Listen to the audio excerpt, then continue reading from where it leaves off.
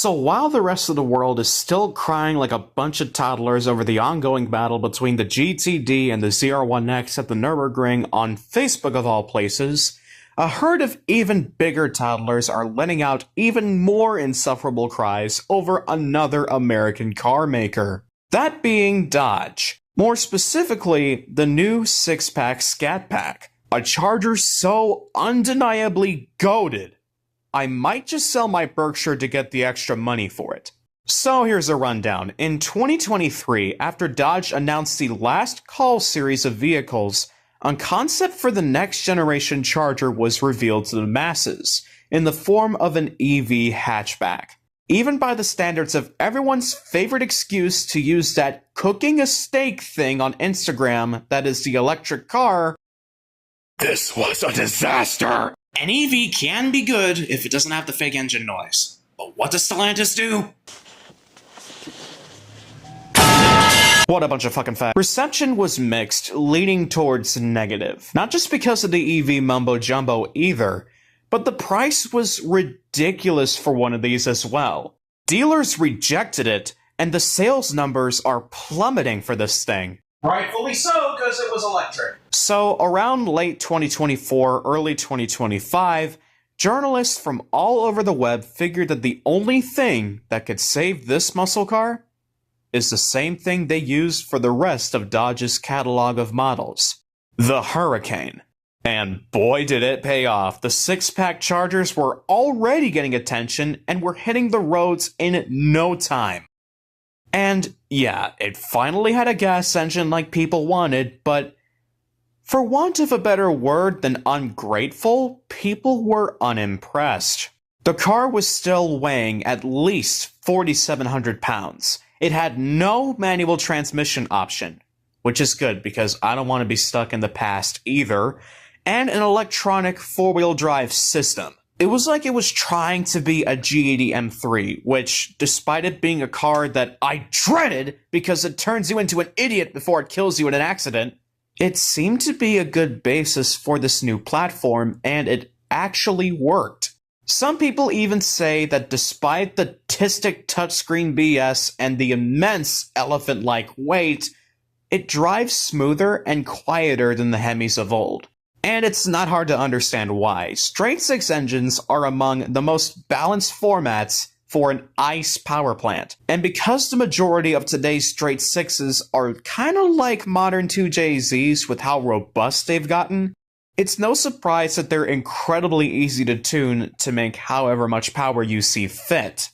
So what's stopping people from getting this? Simple.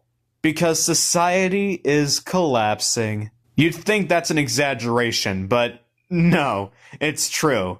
In the dawn of car culture, it didn't matter what you drove, what part of the culture you were from, or what kind of magazines or other media you watched to get inspiration. You were, in fact, trying to fit in and show your love for the community.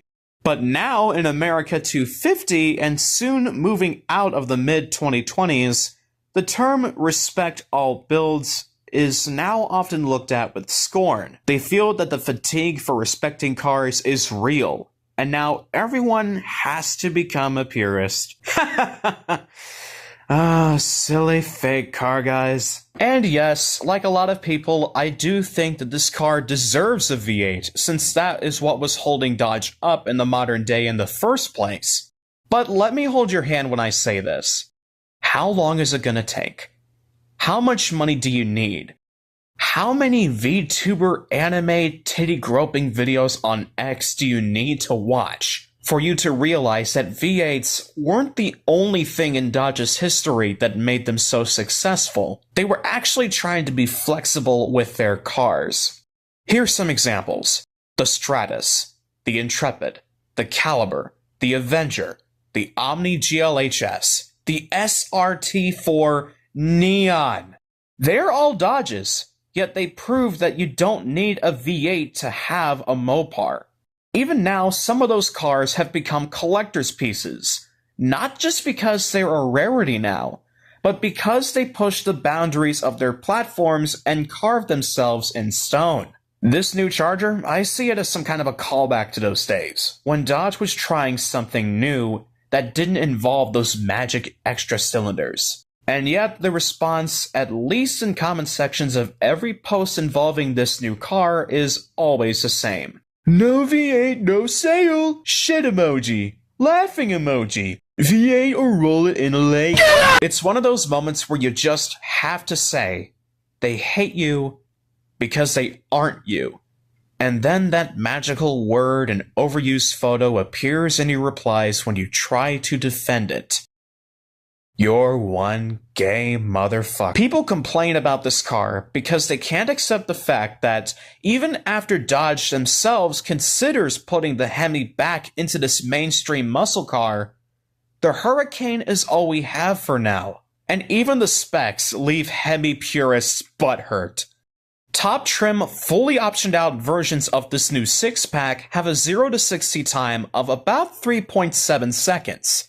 To put this into perspective, a 5.7-liter RT can do it in 5.3 seconds average. The 392 Scat, 4.5. The Hellcat widebody that blacks Jorga to whenever they see it, 3.6. Yes, there's only a 1/10 of a second difference between the 0 to 60 time of a widebody Hellcat and the six-pack. It's actually keeping up with this dinosaur. But no, ignorance still comes and goes. Wah! It's not the V8 that I wanted for my 9th birthday! Dodge isn't putting the Hemi back! They're Nazis! I have a septum ring and green hair, and I want you to notice it! When this car was released, and idiots began to turn their backs on Dodge, journalists wound up being the rightful heirs to give them the proper testing. Sales and sound didn't matter. All that mattered was the car itself. People that do get the chance to drive this car don't think it's gay or horrible. No, it's quite the opposite. It's more fun. MotorWeek's Driver's Choice Awards labeled this car Best Sport Coupe and Best of the Year 2026. Top Gear, US Car of the Year. North American Car of the Year. Detroit Free Press, Detroit News, you kinda get it now. It's a gift that keeps on giving. But hey, it's a piece of shit, right? These guys are so triggered. Even the Texas Auto Writers Association sang their praises. Faster acceleration, better grip and launch consistency, perfectly practical cargo area, and better handling despite it being the weight of a locomotive. And keep in mind, these reviews are coming from people who have been in the car scene for years and actually know what they're driving. So in the end, if it comes down to it, when you're looking for a Dodge to drive, will you follow professional advice? Or will you take advice from someone who daily drives a Sonata and voted Democrat? Well, I know what I'm gonna do. Forget the Mark IV Supra. Forget the C5 Corvette. Hell, I'll even pass up the Escort Cosworth. This new six-pack, shit or not, is as good as mine. It doesn't matter if it'll be too much of a vehicle for someone like me, and it doesn't matter if it gets in a wreck like what happens to everyone's first car. The world wants me to drive a real Dodge, so I'll drive a real Dodge. Eat my dust, Vin Diesel.